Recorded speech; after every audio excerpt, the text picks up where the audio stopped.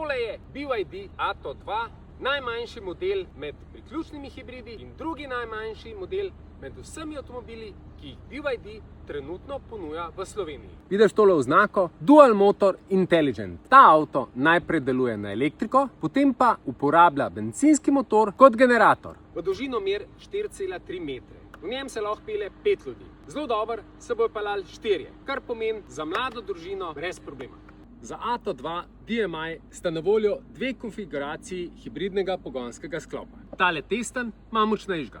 To pomeni 156 kW oziroma 212 konj, baterija pa je tudi ta večja in sicer ima kapaciteto 18 kWh. Od 0 do 100 pospeš v 7,5 sekundah, njegova najvišja hitrost pa je 180 km/h. Druga stvar, povedal sem ti že 18 kWh kapaciteta baterije. BYD zatrjuje, da je to dovolj za 90 km.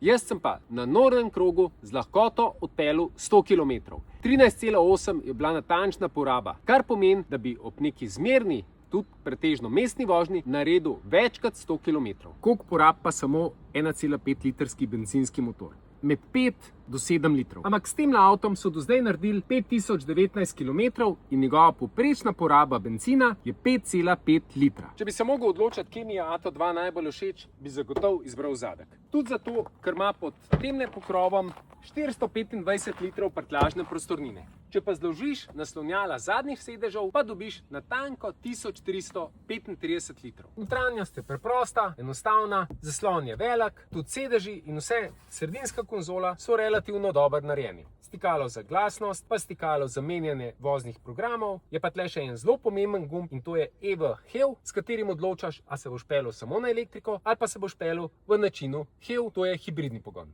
Tale sredinska konzola ponuja pa kupico odlagalnih površin, brezžični polnilec za tvoj telefon, pa še tle od spod lahko spraviš. Nekateri pravijo, da se ta avto preveč gunca, predvsem pri pospeševanju ali pa pri zaviranju. Mačkan je tako kaj glisača. Na splošno je tale avto zelo udoben na račun mehkega podvozja, kar pomeni, da se tudi v ovinku malo bolj nagiba. Ampak tole ni dirkalnik, da za povprečno rabo in tako podvozje čisto dovolj dobro. Tole je sedež nastavljen tako, kot jaz vozim. In tole je prostor za moje kolena. Jaz mislim, da se tle nimaš kaj pritoževati. Cena tega testnega avta bi bila 32 950 evrov. Ampak ker BYD trenutno še vedno ponuja nek začetni popust, ki znaša v primeru tega avta skoraj 5000 evrov, bi za takle avto plačal zdajle 28 050 evrov.